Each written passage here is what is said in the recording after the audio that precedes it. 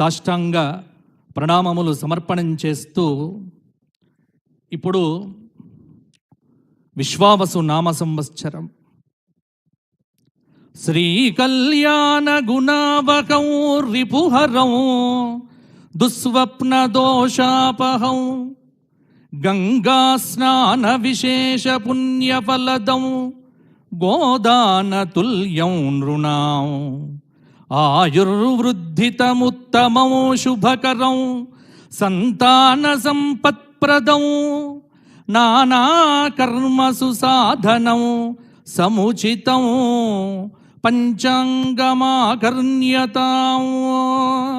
సకల శుభాలను అనుగ్రహించేది, దుస్వప్న దోషాలను పరిహరించేది, గంగానదిలో స్నానమాచరించే అపురూప పుణ్యాన్ని కలిగించి గోదాన భాగ్యాన్ని అనుగ్రహించి ఆయురారోగ్య భోగభాగ్య విద్యా బుద్ధుల సత్సంతానమును సకల దోషములను పరిహరించి సత్సంతానాన్ని ప్రసాదించేటువంటి తిథివార నక్షత్ర యోగ కరణ విశేషమైనటువంటి పంచాంగమును పంచాంగ అధిదేవత అయినటువంటి మా దక్షిణామూర్తి స్వామి వారిని ప్రార్థన చేస్తూ సృష్టి ప్రారంభమై 195,85,126వ సంవత్సరం ఈ సంవత్సరం.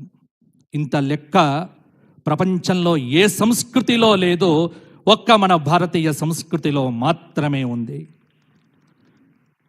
17,28,000 సంవత్సరాత్మకమైనటువంటి కృతయుగం గడిచిపోగా 12,96,000 సంవత్సరాల త్రేతాయుగం గడిచిపోగా 8,64,000 సంవత్సరాల ద్వాపరయుగం గడిచిపోగా 4,32,000 సంవత్సరాత్మకమైనటువంటి 28వ మహాయుగంలో ఈ 3 యుగాలు దాటిన తరువాత 4,32,000 సంవత్సరాలు కలిగిన ఈ కలియుగంలో 1,08,000 సంవత్సరాత్మకమైన ప్రథమ పాదంలో ఇప్పుడు 5,126వ సంవత్సరంగా విశ్వావసునామ సంవత్సరంలో ఈరోజు మనం అడుగు పెట్టినాము. ఇది లెక్క. ఏమిటి విశ్వావసు? ఈ పేరులో ఏముంది? ఎలా ఉండబోతోంది? మా తెలంగాణ రాష్ట్రం ఎలా ఉండబోతోంది అన్నీ అవలోకనం చేద్దాం.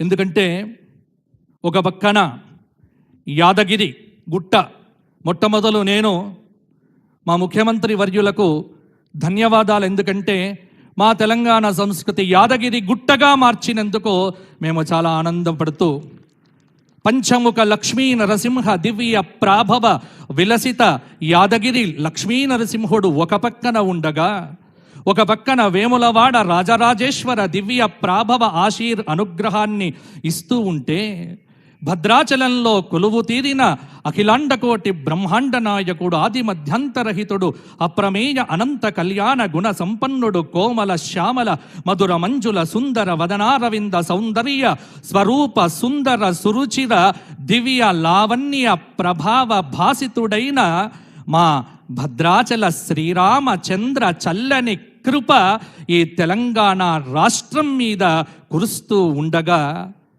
అలంపురంలో వెలసిన జోగులాంబ తల్లి కరుణా కటాక్ష వీక్షణ సౌభాగ్యముతో మా ముఖ్యమంత్రి వర్యులు అద్భుతమైనటువంటి పరిపాలనను అందించుగాక అని ఆశీర్వచన పూర్వకంగా ఈ పంచాంగ పఠనాన్ని ఆరంభం చేస్తున్నాను.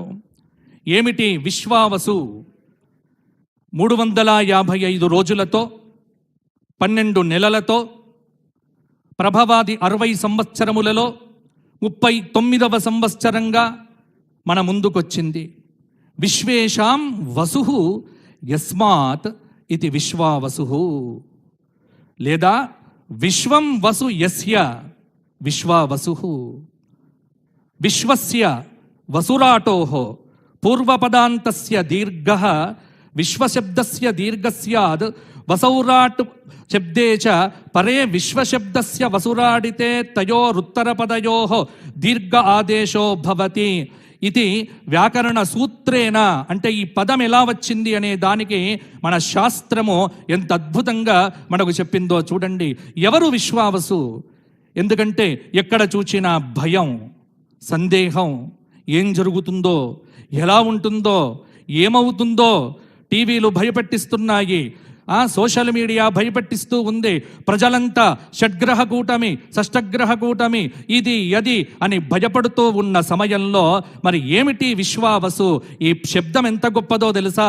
విశ్వేషాం వసు యస్మాత్, లేదా విశేషాం వసు యస్మాత్ విశ్వం వసు యస్య. ఈ ప్రపంచం మొత్తానికి ధనాన్ని ప్రసాదించి ధనము కలిగినటువంటి అఖిలాండకోటి బ్రహ్మాండ నాయకుడు విశ్వం విష్ణు వషట్కార భూత భవ్య భవత్ ప్రభు అని మొదలుపెట్టినటువంటి ఆ విష్ణు భగవానుడి యొక్క నామముతో వచ్చినటువంటి సంవత్సరమే విశ్వావసునామ సంవత్సరం. భగవంతుడుండగా మనకేమి భయము? తక్కువేమి మనకు రాముండొక్కడుండు వరకు. కాబట్టి సందేహాలు వదలండి, ఆ సంశయాలు పెట్టుకోవద్దు.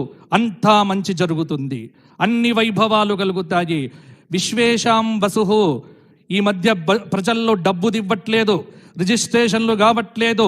మరల రిజిస్ట్రేషన్లు పరుగులెత్తి బ్రహ్మాండంగా ఈ సంవత్సరం రియల్ ఎస్టేట్ రంగం ఉరకబోతోంది. ఈ సంవత్సరంలో తెలంగాణలో అద్భుతంగా ఉండబోతోంది అని మనకు సంకేతాలు ఇస్తోంది విశ్వావసు నామ సంవత్సరం. ఎందుకంటే వసు అంటే ధనము. ధనము వస్తుంది, ఎందుకు రాదు? ధనము ఉంది. ఆ ధనాన్ని మనకు అనుగ్రహించేవాడు ఒక్కడే. ఐశ్వర్యం ఈశ్వరాదిచ్చేత్. పరమేశ్వరుడి యొక్క దయా ప్రాప్తం కావాలి. విష్ణు భగవానుడు ఆయన అధిపతి, ధనాన్ని ఇచ్చేవాడు శంకరుడు అన్నారు. కాబట్టి బ్రహ్మాండమైనటువంటి ధనం. కాబట్టి ఇక్కడ విశ్వం సమస్తం ప్రకాశయతి కిరణైః ఇది విశ్వావసు. ఇక్కడ తెలంగాణ ఆవిర్భావ చక్రం నేను వేసుకుంటే తెలంగాణ ఆవిర్భావ చక్రం ప్రకారంగా 2/6/2014లో తెలంగాణ రాష్ట్రం పునర్వసు నక్షత్రంలో ఆవిర్భవించింది. చాలామందికి తెలియదు తెలంగాణ రాష్ట్రం యొక్క నక్షత్రం ఏమిటి అని అడుగుతూ ఉంటారు.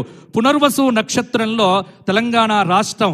కాబట్టి నా తెలంగాణ రాష్ట్రం యొక్క నక్షత్రము పునర్వసు నక్షత్రంలో మిథున రాశిలో తెలంగాణ ఆ రాష్ట్ర ఆవిర్భావం జరిగింది.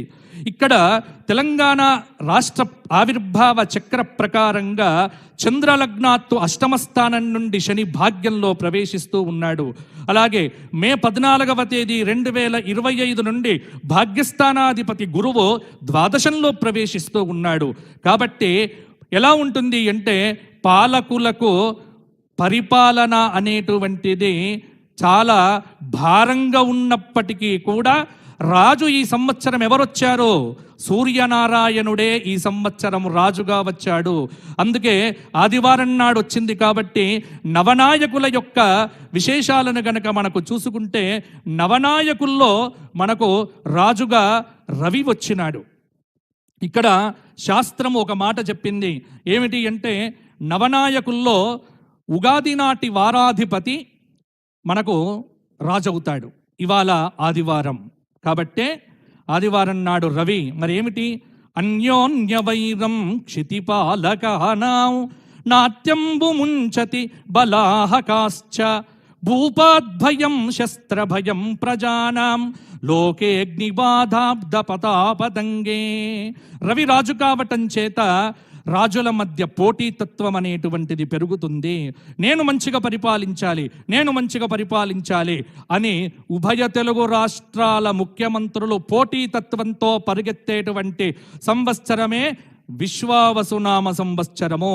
కాబట్టి పాలనలో ఎటువంటి ఇబ్బందులు ఉన్నప్పటికీ తన ఆత్మశక్తి చేత, తన బలము చేత, సూర్యనారాయణుడి యొక్క ప్రాభవ దివ్య వైభవం చేత రాజు ఎన్ని ఆటంకాలున్నప్పటికీ, ఎన్ని ఇబ్బందులు వచ్చినప్పటికీ ఒంటి చేత వాటన్నింటినీ మోస్తూ సమర్థవంతమైన ప్రజారంజక పరిపాలన ఈ సంవత్సరం మనకు సూర్యనారాయణ శక్తితో గౌరవ ముఖ్యమంత్రి వర్యులు మనకు అందజేస్తారు. ఇది శాస్త్ర ప్రమాణము. మంత్రి చంద్రుడయ్యాడు. సృవృష్టి సర్వసస్యానాం ఫలిత వృక్షజాతయః క్షేమారోగ్యే సుభిక్షంచ శశాంకే సచివే సతి. ఎంత అద్భుతంగా చెప్పింది శాస్త్రం.